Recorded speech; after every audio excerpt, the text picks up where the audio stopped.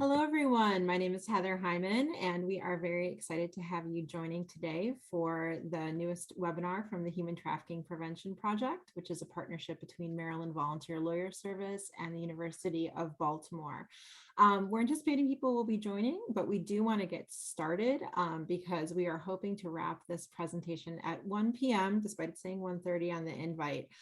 So we do want to get rolling and talking to you today about how you can support client agency and equity. And I'm very excited to have my co-panelists here today. Jessica Emerson, the director of the Human Trafficking Prevention Project, who you all know, and our guest panelist, Professor Bridget Carr, who's here from Michigan Law. And we are so excited to have her here and to have her insights into this important topic.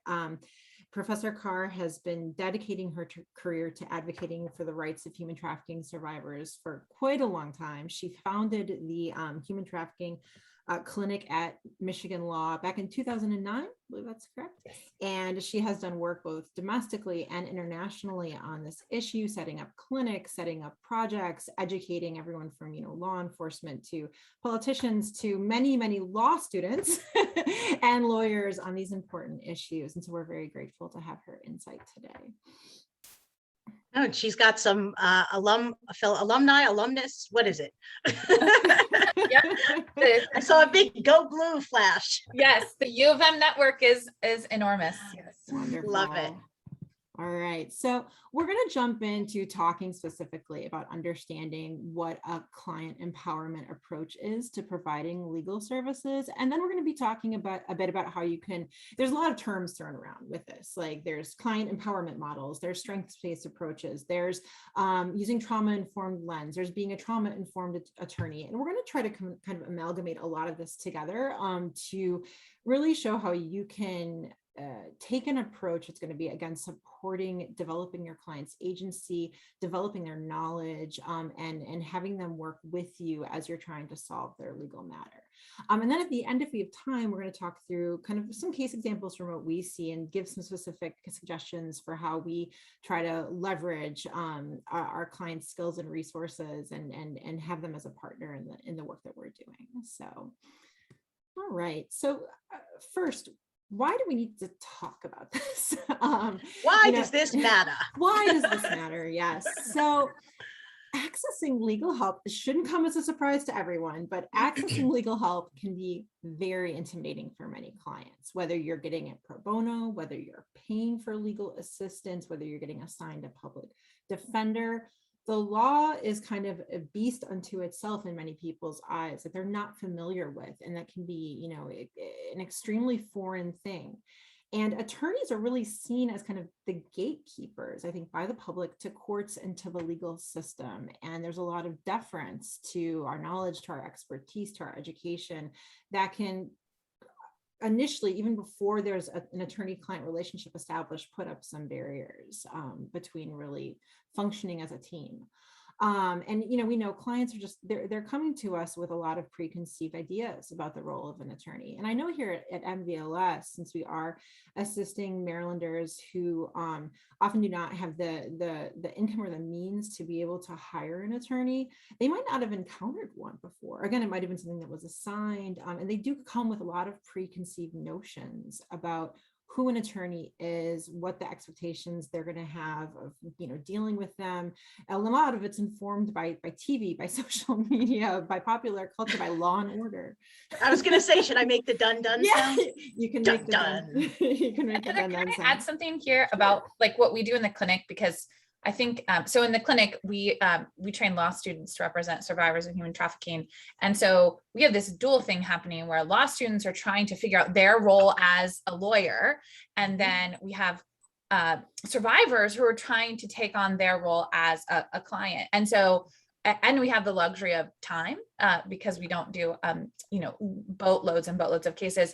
So one of the things we spend quite a bit of time talking about with the students and then have them talk to with the clients is really that the clients, and we say this, that you're the boss of us. Like we open up the relationship by saying, we are going to have, our intake forms. We try to make them as easy to read as possible, but also to say like, you're the boss of us, even though this is not a payer payee relationship in the way some lawyering relationships are, that you can fire us if we're not doing the right job. And you need to tell us if you don't like what we're doing, and we've been fired. And so I actually love that, because that means we empowered folks enough to know that you can fire us. And interestingly enough, we were fired for a portion of the matter, but not all of the matter, because they just didn't like what we were doing.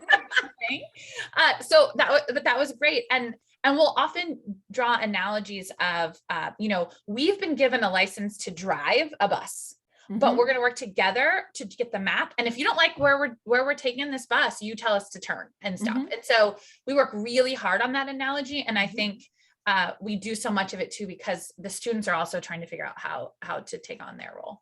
And I think even the way you've explained that, it's such a simple unpacking of the idea that's really helpful. And again, like, I think that dynamic is even harder to negotiate when you're trying to get pro bono services, right? And you feel like you maybe don't have ownership over your case anymore. You have to just be grateful for what you're getting from an organization or a clinic. So that language from the beginning is a really critical help. And I know that we will get into this later, kind of the link between trauma and this type of lawyering. Trauma is defined as an experience that overwhelms your capacity to cope, where there is loss of control, right? Where there is fear, where there are changes to the way that you relate to yourself and to others. And I did something similar to Bridget for until this semester, actually, where I ran a legal clinic and was teaching baby lawyers how to lawyer as well. And I was very clear about the fact that client empowerment type lawyering, client-centered lawyering, is the opposite of a traumatic encounter, right? And when you allow someone to have that control back, when they are the boss of you, right? That goes such a long way to helping people heal. Because the experience is so opposite from how someone who's experienced a traumatic event is treated. And then when you talk about going a little bit further into survivors of trafficking, right? When you equip someone to support their own agency and have faith in their decision-making capabilities, those things are, again, the antithesis of a trafficking relationship. So we are, I think as teachers, we're teaching lawyers to be better lawyers, but we're also helping our clients unlearn some of those patterns. So it's important in every single aspect of all of this. Definitely. And let's dive deeper into that thought when I turn to the next slide. I just don't want to miss this last point though, which I think is very, very important. The legal profession is still overwhelmingly white. Like, let's just say what it is. And for many, in many communities, legal service providers, especially those that are providing pro bono or free services, are often serving communities of color. And there is a racial dynamic that can get encompassed in the formation of these relationships. And we can't ignore that. Like, we do need to talk about that. There's also other things around, education, around the perception of attorneys versus their clients' social and economic power, their ability to tap resources in their communities, in their families, that all begin to inform and can create a real imbalance in the relationship from the beginning. And so we just need to be aware of this when we are working with clients, especially when we're providing pro bono services. I think it's particularly important, and be mindful of everything from our language to our assumptions about what clients can do, what, asking certain things of them might mean, what them opening up to you, the kind of trust that is being placed in you, and kind of valuing that. So, all right. My mouse keeps disappearing, so excuse me if I'm having some fun with toggling slides. So Jess, this is touching back to what you were just talking about, but let's dive a little bit deeper into how that exposure to trauma can impact the attorney relationship. And I'd love it if you could just kind of go through these points with the audience, specifically Sure. looking at, some of the things that we notice when we're working with our clients who are often highly traumatized. I think what's interesting about this is that if you took out attorney-client relationship and you just kind of talk about the impact of trauma, It can impede the establishment of trust. It can Mhm. impede engagement. It can impede communication. It can impede recall of matters, right? I mean, that's trauma 101. When the world has proven itself, or the people in it have proven themselves as unsafe, when I've been taught not to trust my perception of what's happening to me, when I have experiences that kind of screw up the memories in my head and misfile the memories in my head, right? I mean, that is what trauma does. And so when you, in an attorney-client relationship, you need, or you want the establishment of trust. You want client engagement. You want free and easy communication, and you need recall of matters that are crucial to the legal case. So it follows that when clients are exposed to trauma, that the experience of being exposed to trauma and how that manifests itself can impact the attorney-client relationship, impeding the establishment of trust, engagement in the legal case, communication, and recall of matters. So it's pretty straightforward. It impacts. And Sorry, go ahead. It's even more than can impact. I think it's will. I mean, I don't know that I don't know that I've ever had a an attorney-client relationship with someone who's been traumatized where it hasn't impacted that. Yeah, I agree. Relationship. And so just expect that it will. Yeah. That, the story will change. If the story doesn't change, that actually worries me more than when the story changes, right? The story will change. Big things you think that, things that attorneys often think should come out right away, come out way later. Things that you think, oh, if that happened to me, like that would be the first thing I'd talk about, or I'd remember it in great detail. Actually, or I'd behave this way when I was talking about it. Yes, right. And actually, if those things really did happen to you, you'd understand that this response, even if it's flat or it's numbed, or it's, not very detailed because the person like sort of went out of their body, why it happened, like that is, those are all signs of trauma. And it doesn't mean you have to be a trauma expert as the pro bono lawyer at all. You can connect with experts and those sorts of things, but it does mean that in telling the client's story or trying to advocate for the client, to know those things will make you a much better and more empowering lawyer. And it's also going to make you a better and more empowering lawyer in the process of communicating with people in power. Because when I do, so one of the things, Bridget, that we have that's on the website that everyone knows is our Trauma 101 training, I was gonna right? suggest that that's a great place to get more resources on this topic. Trauma 101, trauma informed legal interviewing. And I always say, I have a social work background. We're not doing this to train you to be a social worker. We are training you to have a basic knowledge so that your engagement with your client is informed by that knowledge, but you're also a legal interpreter, right? To help people in power understand that, and I'm obviously generalizing, when a client gets up on the stand and they're talking about something that you would anticipate would upset them and they're flat as a pancake, right? Helping them understand that that is a perfectly normal response. And if anything, it's an incredibly common response to chronic and compound trauma.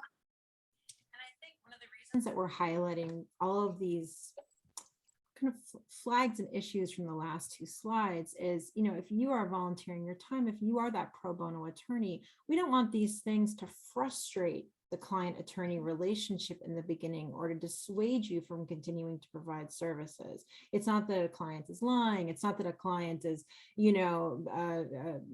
not trying to work with you. It's that there are many challenges the clients we're serving face. And we as counselors have to remain sensitive and have to sometimes be almost extremely accommodating to be able to support people and give them the legal help that they need, because this is such a challenging step to take, pursuing legal assistance. And we want to be sure that the attorneys that are providing these services feel like they can go that extra mile, make that extra support, and not be frustrated if there's any kind of bumps along the road of establishing the attorney-client relationship. And I think to Bridget's point that it can, and we should, change that to does, it does impede. one of the things that can kind of counteract the experience or of exposure to trauma is predictability in terms of the attorney and the client relationship. But one of the things that can improve the attorney's satisfaction with the interaction is that sense of predictability. And so just like you said, Bridget, just anticipating that that's going to happen. And so for me, when those things happen, because they happen all the time, it doesn't even faze me. It's just part of the relationship building. And again, so this brings us back to that ultimate question: why focus on client empowerment? I mean, we've already talked about a lot of the things on this slide, but I just want to bring home again that if somebody's getting help through legal aid, if somebody's getting help through Maryland Volunteer Lawyer Service, if somebody's getting help through the Human Trafficking Prevention Project or through a clinic at a school, they have often been seeking help in other ways. I can't tell you how many individuals I speak to who are reaching out to us after trying to pay for legal representation and finding they can't. Or they have never reached out for legal representation because they just assumed they would never be able to access it, to pay for it, to handle fees, to handle costs. And so even getting over that it's a huge barrier to a lot of people that are trying to reach out for services. And we don't want to make that an uncomfortable sticking point. And we want to be able to acknowledge and understand where people are coming from in their experience trying to access legal help. We've already talked about some of the systemic oppression and inequities that can impact people, but again, this is something that we do need to keep at the forefront of our mind.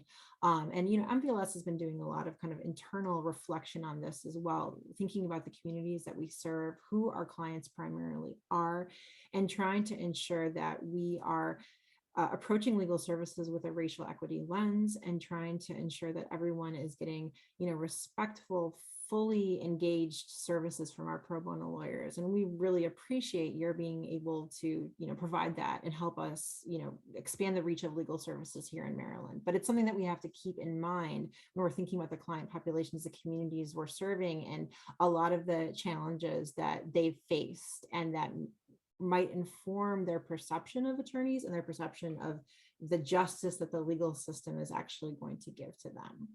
And I think your comment of challenges, or we have and or here a lot, multiple, often compounding exposures to trauma. Our clients don't come to us in perfect little boxes having experienced the one. I had a monetary barrier one time.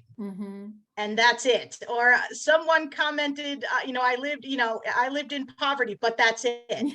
Our clients exist at the intersection of multiple different types of oppression, individual interpersonal experiences like trafficking or interpersonal violence, and systemic oppression or inequities like racism, like poverty, like living in or in proximity to poverty.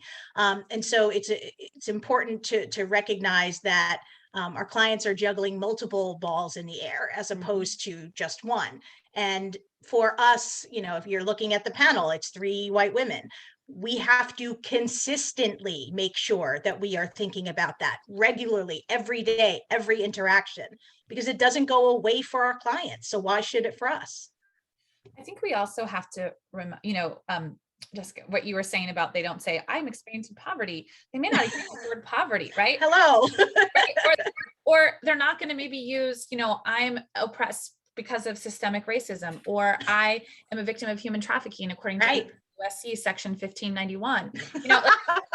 Which often is the expectation, right? Like that some people in these systems have. That and would so be cool. It would make my job a lot easier. That would be really cool. But what I think we have to remember about that is, like, we try really hard, and I train my students a lot to, we can put in the box where that goes and know as we're framing the case, but to keep using the language that our clients use about themselves, I would say probably half of my clients in the human trafficking clinic don't self-identify as trafficking victims at any point in time in our representation of them. And we are very explicit that that is totally fine. And so I just think we have to keep thinking about this balance, that we use frames because they're effective in the criminal legal system, but they aren't necessarily the words that folks use to describe themselves. And we have to be able to translate, right, that legal interpreter role when we're speaking to our client. And we're talking about empowerment. We're talking about agency. Telling someone that they are a victim is not empowering.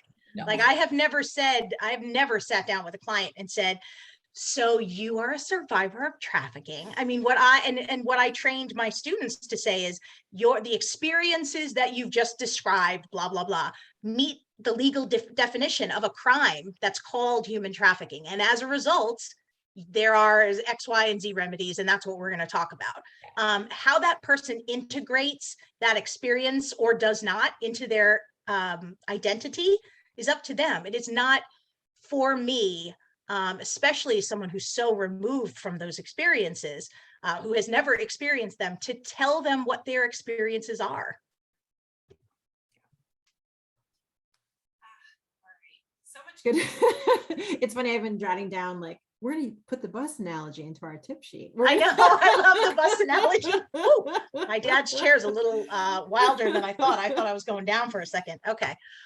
So again, the reason we're encouraging this approach is really to encourage attorneys that are working with clients, again, particularly, I mean, all attorneys should do this, but particularly Yes, attorneys that are working all with, attorneys should do all this. attorneys should do this, but I don't know if the corporate transactional lawyer, well, maybe they do. I'm not sure. But we just want to ensure that as much as possible, we are promoting the idea of attorneys enlisting the clients as partners that are moving towards the client's goals, not the attorney's Can I say something goals. here? Yeah, of course. So I think that sentence is just like, is everything. And that last phrase, towards their own goals, meaning the clients, I find way too often that the criminal legal system and attorneys and others, interested outsiders, the media, whatever, they have decided what the definition of success is. Mhm. Yep.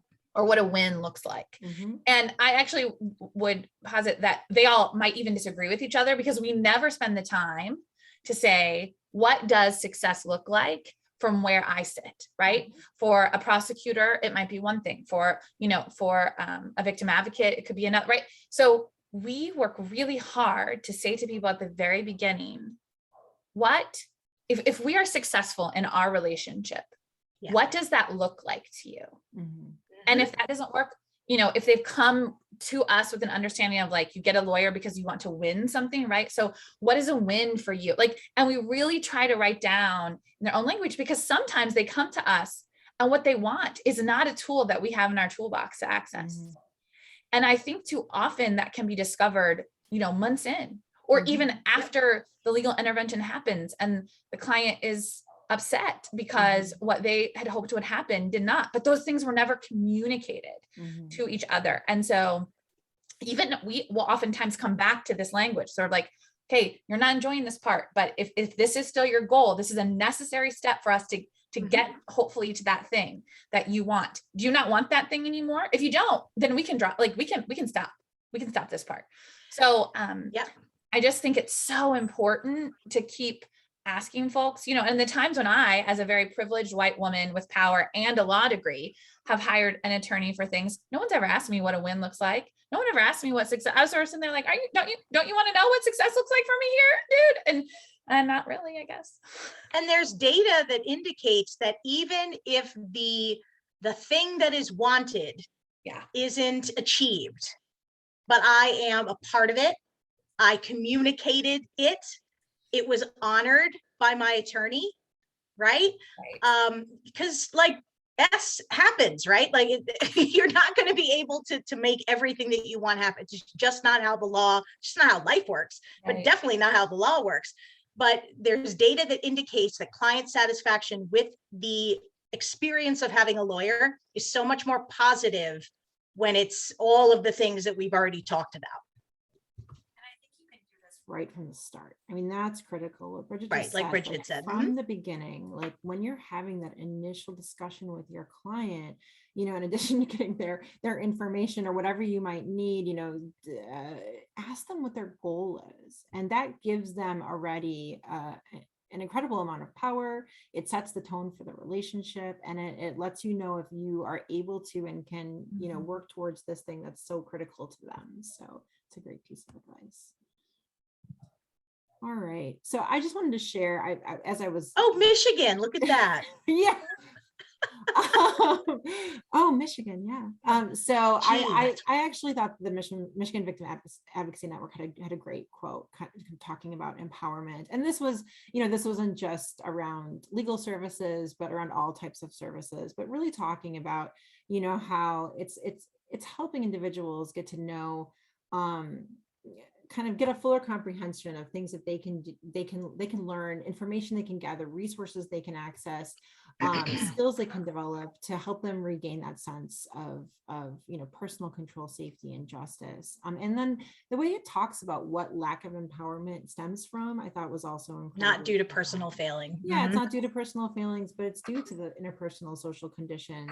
And that, if we're truly trying to use an empowerment practice, we're advocating to recognize that victims bring strength and resources to the table, and we want to share power with victims to facilitate services. So I just thought that was an incredible quote, and I put a link to their website down, because even though they put the resource category down as strength-based approaches, but they actually have a number of wonderful resources for a bunch of different legal issues and just service provider areas that I thought would be useful if anyone wants to go visit their site and see some of the resources. It was one of the better compilations that I found online, because there's like scatter shots, there's different scholarly articles about empowerment models. There's, a handful of publicly available, presentations and things, but this was a very nice kind of grouping of things that I thought would be an interesting resource for people to check out. Good job, Michigan. Good job, Michigan. All right, so we're going to dive deeper into these in the next slides, but I just wanted to have a kind of compact list of some of the things that we thought of as the most important if you're trying to promote client empowerment in an agency. Some of the things that you as an attorney can do, and that will, help set the tone from the beginning of the relationship. So just to go quickly through this list, view the client as a partner in resolving their legal issues. Create space, and again, from that very first meeting, from the beginning, if you can, for the client to define the problem themselves, so you're not doing that, and set their own goals. And again, leave space for goals that might kind of fall outside of our conception of traditional legal remedies, because that's very important just to hear about. And it might spark your brain too about other options that might be available for the client, other resources you can connect the individual with. Recognize the client as an expert on their lived experience. Can't emphasize this enough. And it's something that I think can be challenging, because as attorneys, we sometimes feel like we are vested as the experts in the room. And we know the things. Yeah, we know the things, we know the statutes, we know the processes and procedures, and being able to let that go a little bit and give space for the client to show and share their expertise is critical. Value and elevate client strengths. We'll talk a little bit more about that. Prioritize developing client knowledge and skills. And this can seem a little bit intimidating. What am I going to be teaching the client how to do X and Y and Z? Well, you can, but you can also just, for me, it's always arming a client with knowledge. Like, whether I'm doing a criminal record relief case, or I do a lot of work with clients around identity theft, consumer debt issues, like helping them understand the problem that they've defined, what factors might have contributed to the problem, and then how to avoid those kinds of things in the future. Like, again, any kind of education, any kind of resources, skills that can help them develop. That's an important part of my job, as well as, writing a letter to the creditor and asking for us to have some kind of settlement. So, and then finally, and this ties back to all of these different things, is just view connecting clients to additional resources and community supports as a form of proactive support that we should be doing, and something to think about throughout the entirety of your legal representation, not just at the end. Oh, we're losing Jess. We're on our own. Yeah, I think another piece here that I might add, or it's maybe under one of these labels, is try to be thoughtful about other ways you can obtain what you need for the case. And what I mean by that is, often the traditional way to obtain a client story is through sitting across from them, either in person or on technology, and asking questions. And while that may be the preferred way for some clients, we do things like, would you prefer to write your story first and then we read it? Would you prefer us to send home with you a little a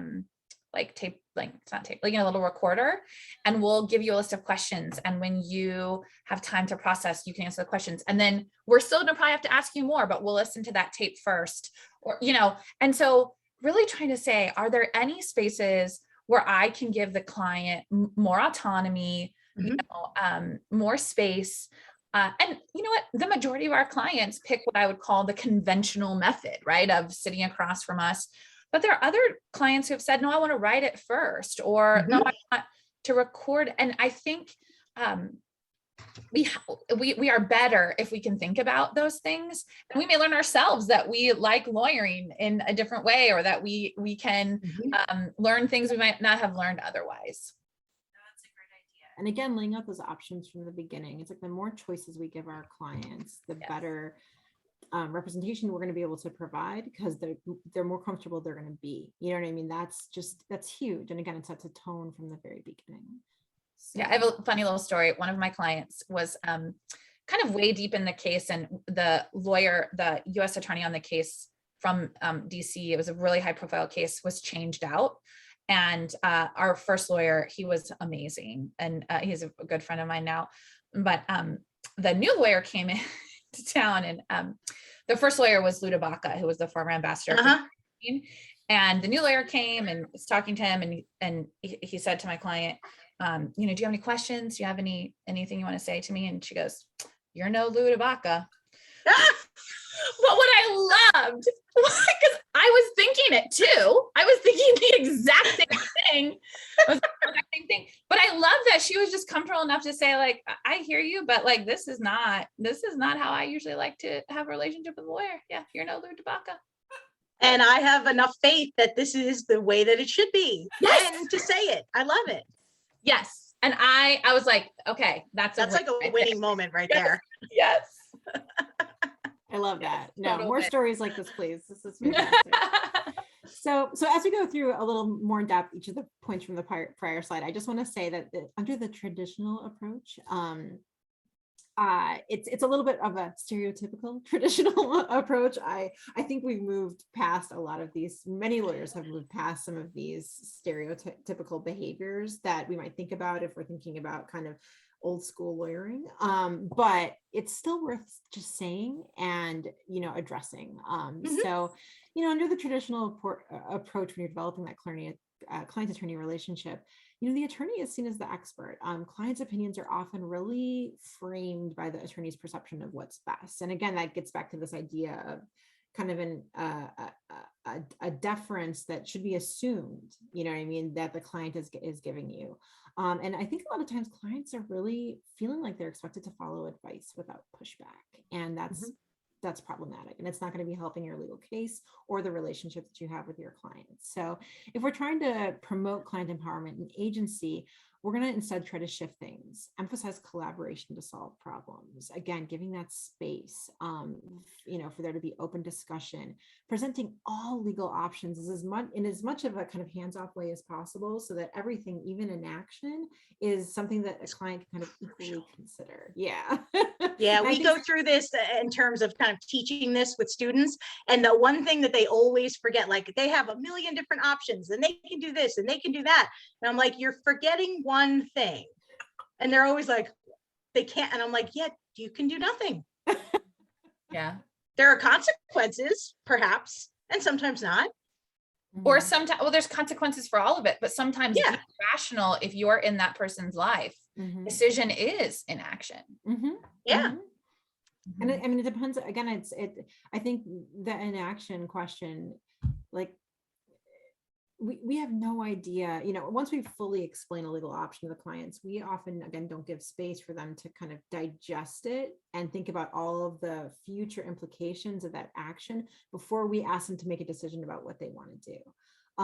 And that can be intense. And a lot of times I've had clients come back to me later and say like, oh, so after our conversation, I was kind of thinking about this, and you know what, I'm not sure I want to do that. Like, I'm not sure I want to write this portion of my story down, or I want to try to get those records, or I want to do X or Y, because it's just going to be disrupting my life in a way that maybe I don't understand or know about.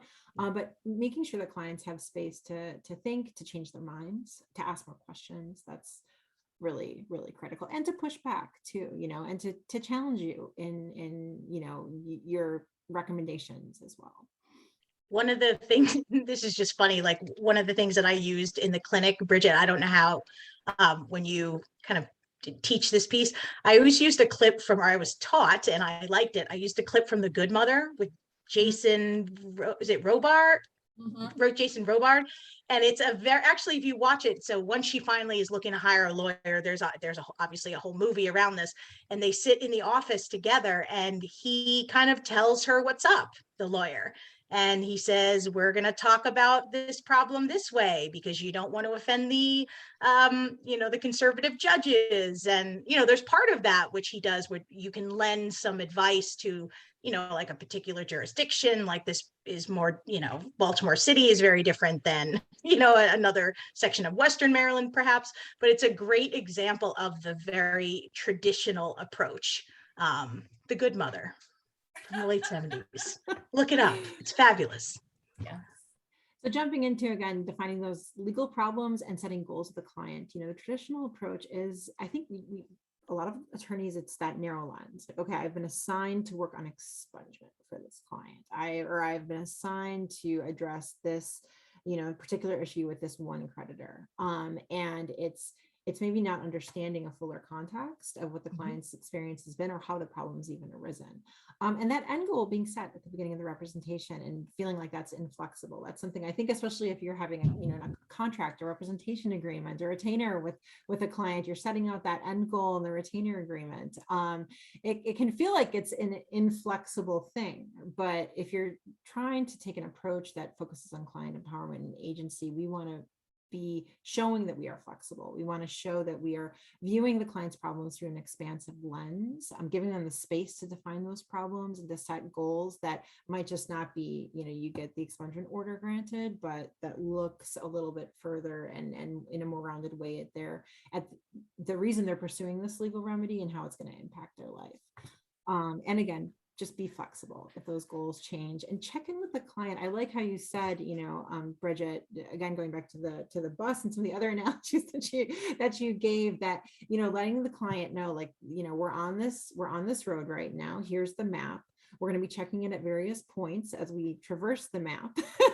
And at any point, if things begin to not align between the initial goal and what you need and want, or between where I am driving the bus and where you want to go, or how I'm driving. Sorry, yeah. I love this analogy. I could go everywhere with this. You don't like how I'm driving.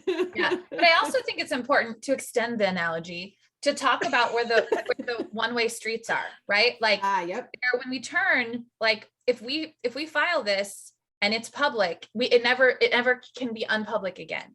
If we ask the prosecutor to move forward and we subpoena somebody or an arrest warrant is issued for somebody, that can't be taken back.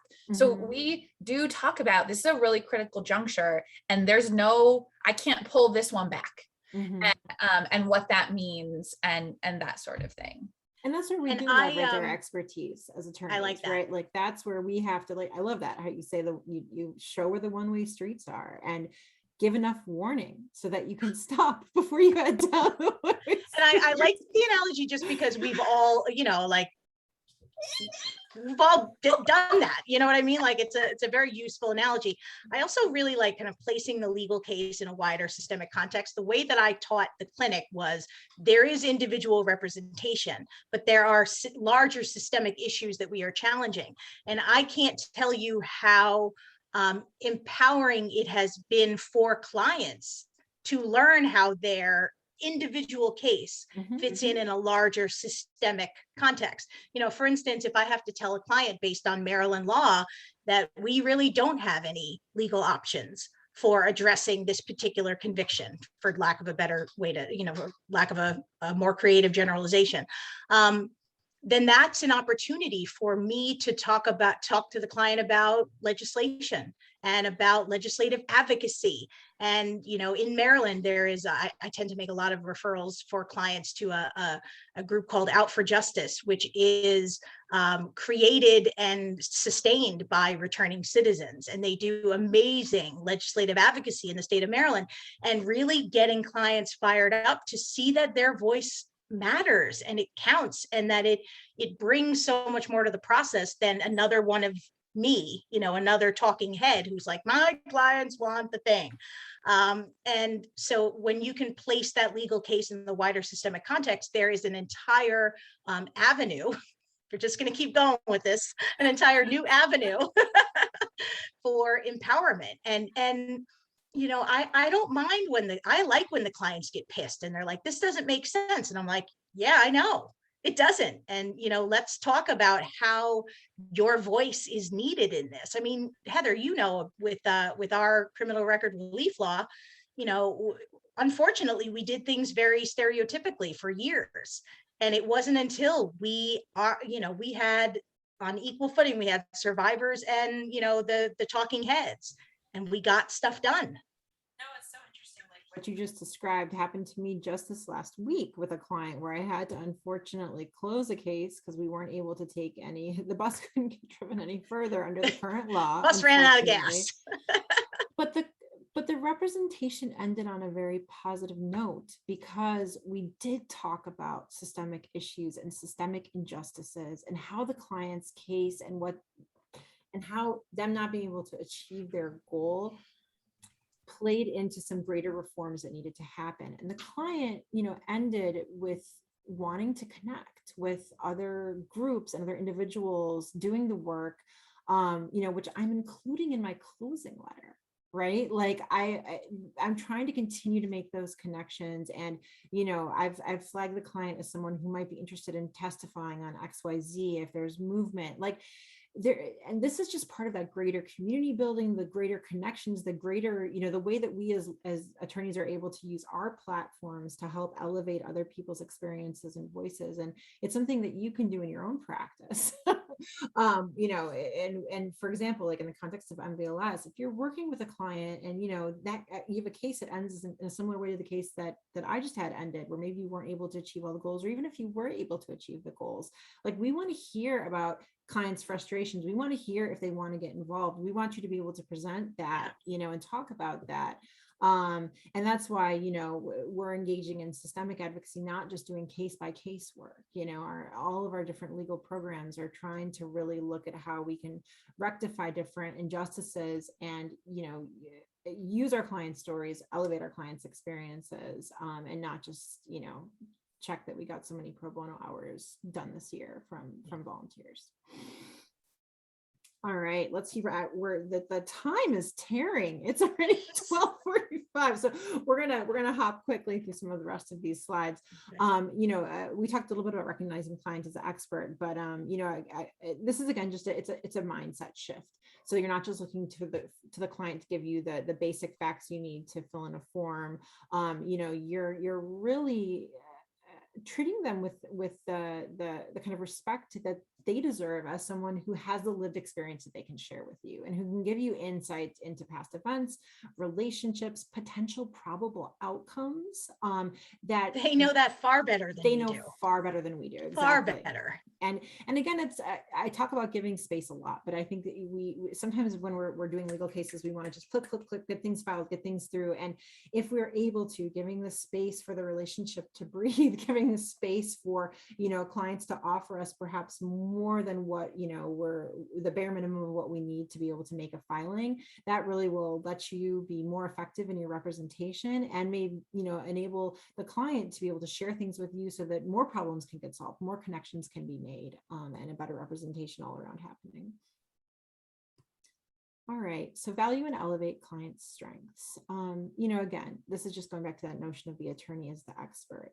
Traditional view is that attorneys are going to be using their skills to problem solve for the clients. And if we're shifting things to looking at, through a lens of client empowerment, you're going to work with the client, try to understand what their strengths and skills are, things that they're good at, ways they might be able to contribute to the case. Now, this may not work all the time, right? Like sometimes clients do not want to be involved. They want to have the attorney do as much as possible. We need to, have open discussions about that, but it can be incredibly empowering and a way for clients to regain control if they're giving opportunities to use and develop their skills during representation. I've had which is again the opposite of trauma. Yeah, exactly. And I've had clients I've worked with on vacature cases, on, other cases where they wanted to be involved in like trying to get records. And like, they're like, I know where to do this. I'm going to take care of this. Like, and I didn't want to take that away from them. I love that they wanted to be a very active partner in their case and providing space for that stream.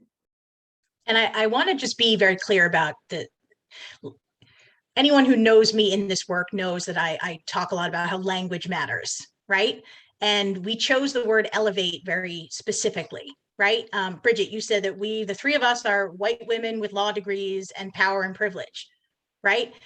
Elevating people who do not have access to that and giving up our access to someone, to our clients, is crucial, right? And it's not, we want definitely value, but we want to elevate client strengths. We want to take the power and privilege that we have and give access to others. Definitely. Another a big component of most client empowerment model approaches is really developing client knowledge and agency. And again, traditionally the attorney is the one holding all of this, and is perceived as the one holding all of this, and is the one that's making decisions about when exactly to take action. But here, I think it's really important to emphasize where we can, trying to encourage as much client participation in solving a legal problem, understanding, the different options available, the different potential outcomes, and assisting your client in gaining knowledge so that they can either prevent or address similar legal challenges in the future. And this is where, I think it's almost like a call to action in a way, not to just handle things case by case, but to think about, when I'm working with clients and I'm explaining to them how criminal record relief works, or, even how to access their records or implications for future jobs or anything like that, I know that a lot of the clients I'm talking to, especially if I'm at, say, a community organization in a neighborhood in Baltimore, this information is going to trickle down, right? It's going to get spread. It's going to be helping other members of the community have a better understanding of potential legal issues that they might have, options that are available, where to find services and assistance, how to help themselves. And so I always try to keep that in mind when I'm talking to a client about their legal problem. How can I educate the client, and how that's going to trickle back down through the community and hopefully, work to create change. I feel like one of the gifts for me, so before I worked on trafficking cases, I did immigration work.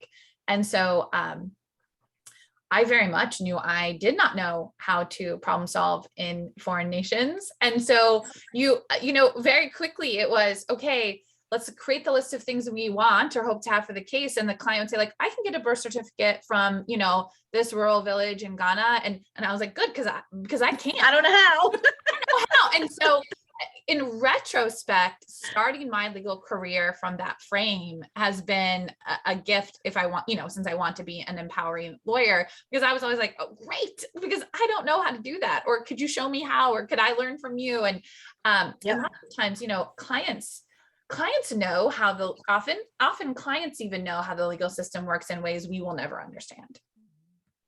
Yep. All right.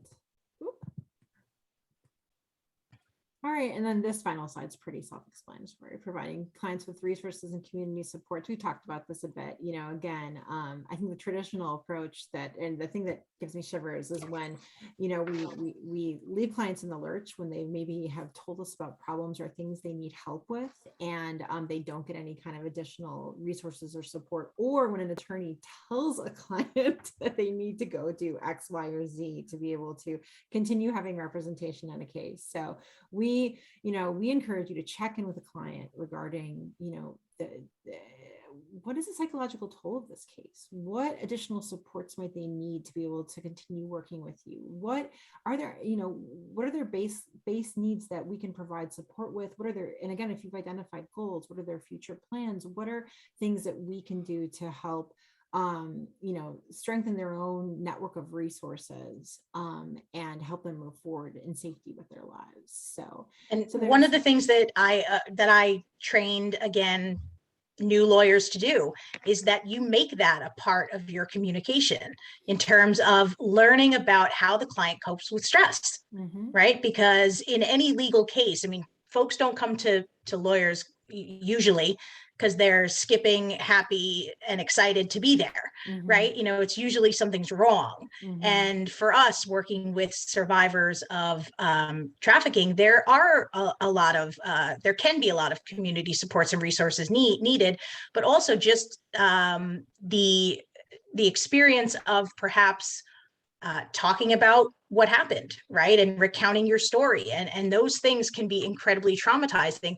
And just being like, hi, client, let's talk about, dump all of this stuff in your lap and then bye, that's not really empowering to the client. And so learning about the client's patterns and practices and not being afraid of what they say. I've had clients that say, man, when I get upset, I use drugs and alcohol. All right, so that's where we are.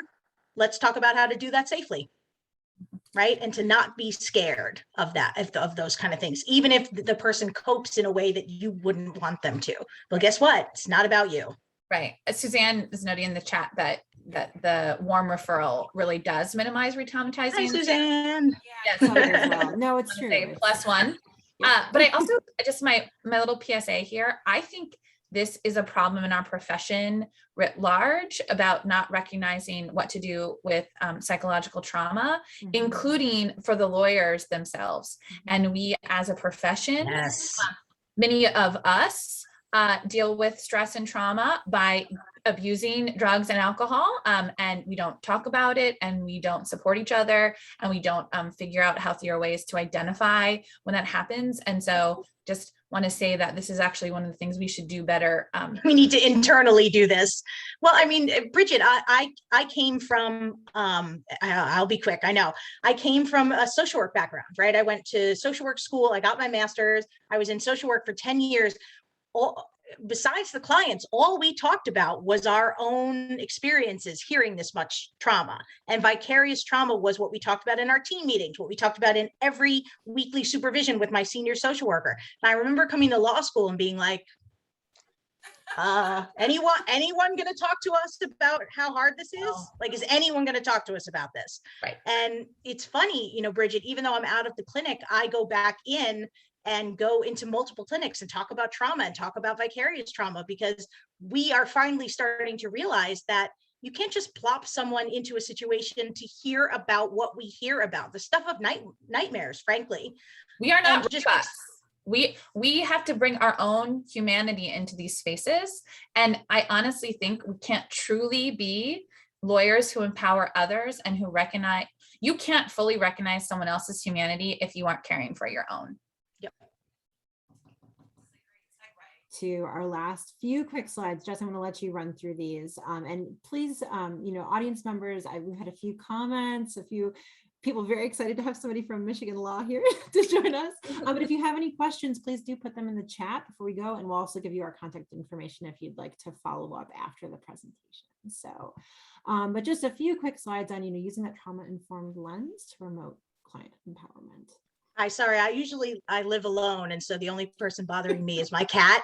But my dad is here, and we're trying to do a family thing. And I am sorry. I usually am not like, hello, can I run and do things? Apologize. Okay. So we talked about trauma as an experience that the effects of which overwhelm our capacity to cope. Right? The most obvious examples, exposure to violence, physical abuse, sexual assault, human trafficking, assault, natural disasters.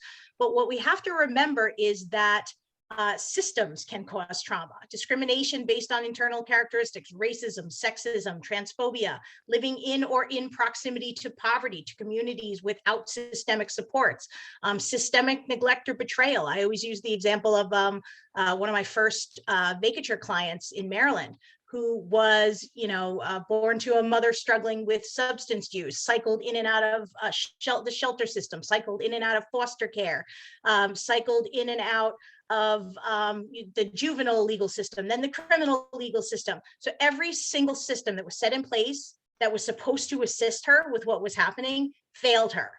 And that betrayal is as real a trauma as the sexual assault that someone experienced as well. And I always tell attorneys and social workers and law enforcement, this includes exposure to us. And it's not to say that you are going to cause trauma, right? It's just to make sure that you know that you can. That's crucial. You always have to remember that. You can go ahead to the next slide. Thank you. Trauma-informed lens.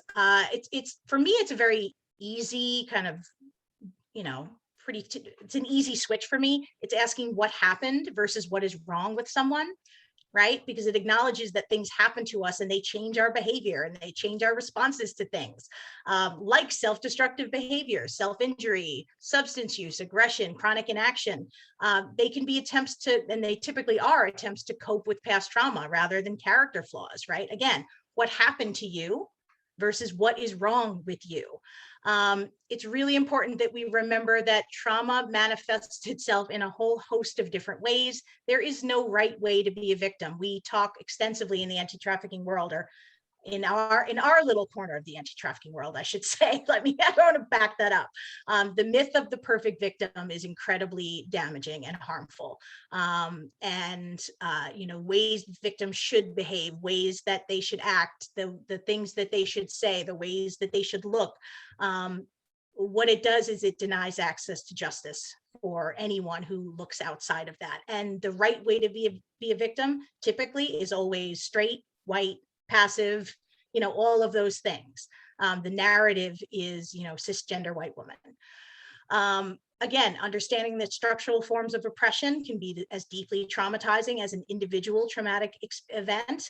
And remembering that the traumatic experience the person's focused on may not be the most painful thing they've experienced. And this, Bridget, I'm sure you come across this with the students that you teach. The students are horrified that the clients have experienced trafficking, right? And they're horrified by that. And they hear the client stories. And that is what, understandably, they take with them as the most traumatic thing that has happened to the person. But I can't count the number of times where that wasn't even close to it. Right? Or the example of someone who is sexually abused, right? And that thing is horrible and the thing happens. But the most painful thing actually is not being believed. Right? And so we have to take our own lenses off, our own glasses, our own analysis of what would be most traumatizing to us and figure out what it is to the client. Paying close attention to the phrasing of your questions. Language matters. Right? There are a lot of things that we can say that can reinforce clients' shame, shame about mental health experiences, trafficking, sexual behavior. So it is really important for me in doing the work with, young lawyers, is to help them really think very specifically about the phrasing of their questions. And you've seen this kind of throughout the slide. We say, community or communities, acknowledging that people intersect with multiple communities, acknowledging that people intersect with multiple types of oppression. Even just the fact that we say the criminal legal system is purposeful. And then to Bridget's point about the fact that we don't take care of ourselves very well. Between healthy boundaries and self. Exactly. And I'm so sorry to do this, but I swear, I think that one of my first students, I'm just looking now, Tiffany Alston was one of my first 2 students ever in 2015, unless there's another Tiffany Alston. Is that you? Girl. I love it. Anyways, it's her. Yeah. Oh my God. Tiffany, you got to give me feedback. So remember, because you get feedback after you perform. Yeah. I need feedback as to whether or not I am better at this than I was in 2015. Tiffany is one of our great HTPP panel volunteers. So yes, right. Okay, excellent. We are, the time has flown with such a great discussion. We are rounding it out to 1 o'clock. Yeah. And so I just want to offer, if anyone wants to throw any other questions in the chat, but otherwise I think we aren't going to have a chance to kind of go through a case example, but I'd love to just throw it out to our panelists if there's any kind of closing thoughts that they have or particular recommendations that they'd like to give. Again, this webinar is recorded, and you'll be able to access it later if you want to think through this a little bit. We'll also be putting out a tip sheet with some of the highlights from this presentation. And yeah, I can't thank everyone enough. It's been really wonderful to have you here, Bridget, and to have this great discussion and talking about how we can promote client empowerment in the agency. Yeah, thanks for having me. I think the big takeaway is I find when I train volunteer lawyers, they're so worried about getting it right and not messing up. And I think if that's your headspace, right, you're already 10 steps ahead, right? Because that means you're caring about the humanity of the client.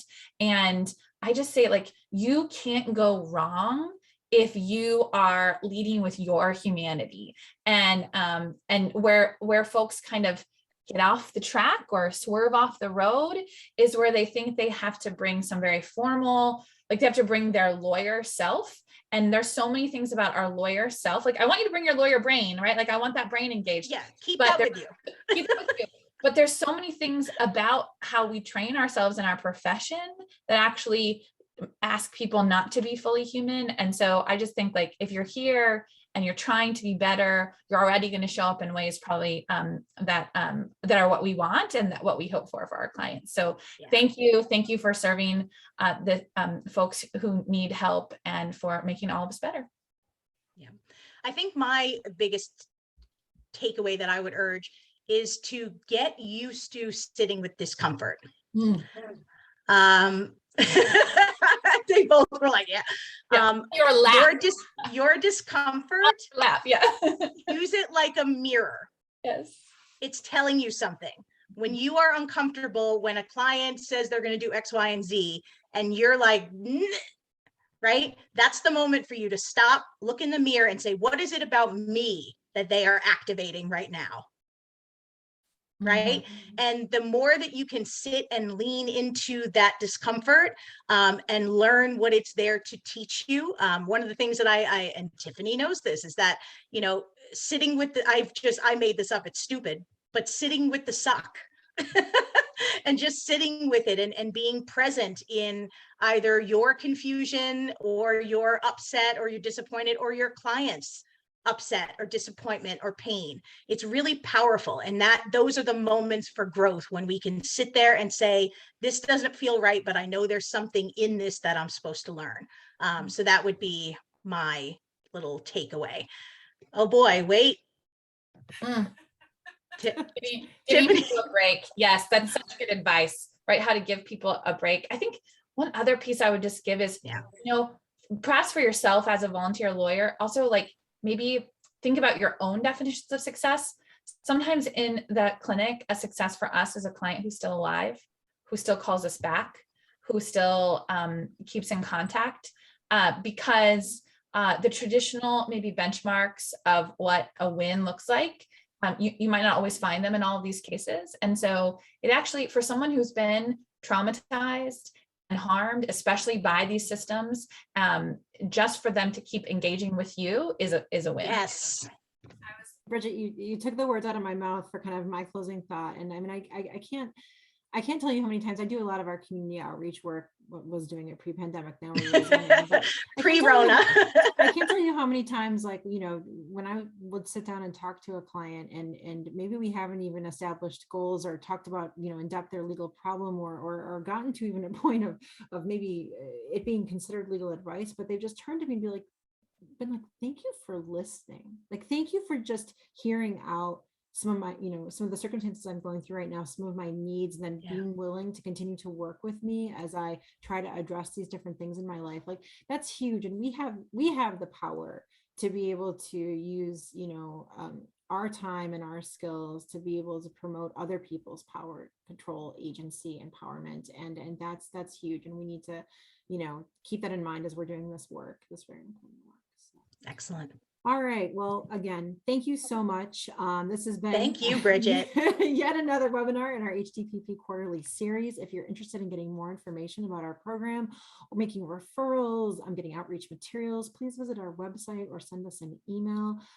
Huge thank you to Bridget for sharing all of her incredible expertise and being with us here today. And we look forward to being in touch. You can follow us as always on social media to find out about upcoming trainings and events from MVLS and from the HTPP. And our contact information is here on this last page. So if you have any further questions or comments, please feel free to reach out.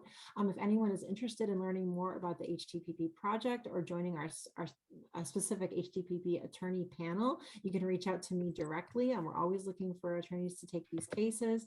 As well as, how we place them through our wonderful panel of volunteers here at MVLS. So thank you so much. And with that, we'll wrap. All right. Take care, everyone. Bye-bye. Bye.